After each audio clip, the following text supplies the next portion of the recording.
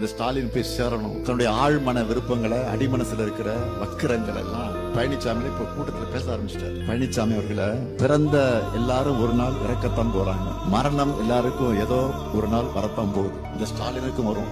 ஆனா இந்த ஸ்டாலின் கொண்டு வந்த திட்டங்கள், அந்த திட்டங்களால வாழ்வு பெற்ற நிச்சயம் என் நினைவுல வச்சுப்பாங்க. அது வாழும், அதை யாரும் அழிக்க முடியாது. நான் மண்ணுக்கு போகலாம், பழனிசாமி விருப்பப்படி நான் மண்ணுக்கு போகலாம், ஆனா நான் கொண்டு வந்த திட்டங்கள் என்றைக்கு தமிழ்நாட்டில நிலைத்து நிற்கும்.